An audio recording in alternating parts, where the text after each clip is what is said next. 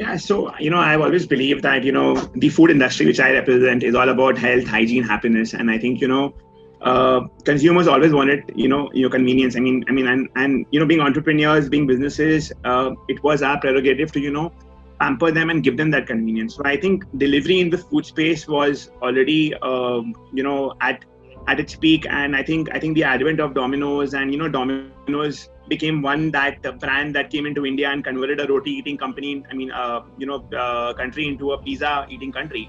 And I think where they succeeded was the 30-minute delivery and or the pizza becomes free. Where they succeeded was the 49 rupees pan pizza, affordable for anyone and everyone. So yeah, I think that's when the shift began. When delivery and consumer getting the food at his doorstep, not having to cook at home, or you have sudden guests at home, and I think that's how the advent of delivery in the food space began, and it was really growing. I think we all are fond of our meals, we all are fond of our favorite food, and when we have guests at home or we feel like having it ourselves, the easiest thing is to go out there and order in. Earlier it was pizzas, but the advent of Swiggy and Zomato over the last few years has given the consumer a lot of choice and options, and it's a matter of a few keys on your phone and you can get that food delivered as per your choices, right? However, with this pandemic, the tables have turned. Rather, I would say the tables are still rotating, and we don't know which way are we heading to. But I think what it has done is that the consumer safety has become more of a concern. People don't want to go out and interact with people. They want to take precautions. They don't want to go to a restaurant and spend time there. So not just delivery, but we've also seen a major rise in the pre-order takeaway, where the consumer is in their office or moving towards home, and they want to quickly come and do a pre-order and do a takeaway, and many of them want to do a takeaway and have it in their cars, have it in the vehicles, rather than sitting in the restaurant and having it. So I think trends are changing, trends are coming in. Obviously, this pandemic is going to have a major shift in the consumer behavior. I mean, we talk about contactless, but to be very honest, in the food space, it's all about it's got an emotional connect to it. It's all about the product and the service, right? So it cannot be contactless. I hate that word, to be honest. It's more about being contact light, and we all will try and go as contact light as we can to make it more safer for the consumer, and that's how you have your QR codes, like Ankit mentioned. You're going to have your in-app pre-orders, whether it's in takeaway, whether it's in delivery, and I think this shift is just for the positive, because I think the delivery business for us, or the online sales or the e-commerce, was always an omni-channel which was growing. It always increased the market share for us. So earlier, we would have to wait for consumers to come. But now the market opens up where you don't have to wait for the consumers to come to you. You can go to the consumers.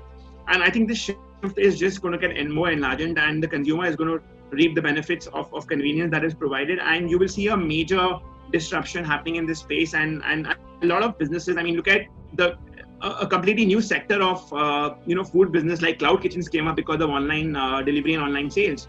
So I think online has led to creating new trends, creating new businesses, creating new sectors, and cloud kitchen is one of them. So you see so many of these restaurants popping up who are absolutely cloud kitchen, and many of them are doing very well and are profitable. So yeah, I think it's a good shift. It's a paradigm shift for the economy. It was much needed, and we are far away from China, but this pandemic is just going to speeden up that pace.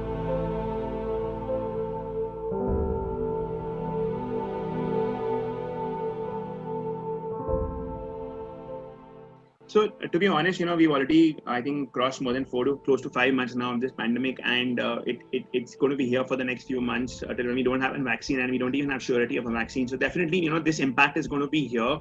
It's not for a short-term period. It's definitely going to build in that safety mindset amongst the consumers, and going forward, you will see many of us. We already have been masked, right? And many of us going forward also will continue to remain masked in spite of even things becoming normal. So there will be a huge shift, not just in terms of consumer behavior, but in terms of our own perception about our safety and our health, and which is for the good, to be honest, because the food business was always about health, hygiene, right? It's not that we needed a pandemic or a corona to focus on health and hygiene. It's just that the consumer's perception and the consumer's way of looking at health,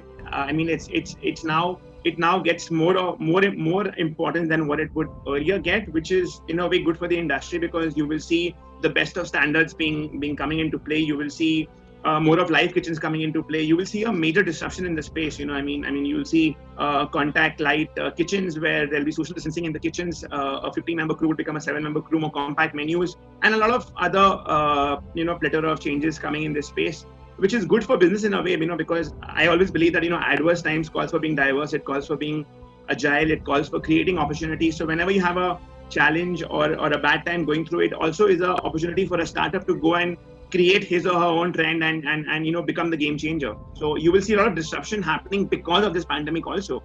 And like in our case, for example, at Wow Momo, we were delivering real-time momos. When this pandemic happened, we launched a new business line called Wow Momo Essentials across our 350 stores. And next month we're launching frozen momos, getting into FMCG, where ready to eat or DIY, which is do it yourself, has been a very big thing the last 3 months. So it's about tapping new businesses, new business lines, and extending your verticals. So it's been very busy for us, to be honest. In a way, it's a blessing in disguise that it makes you, it pushes you against the wall and makes you believe that you can do much, much more than what you actually could do before.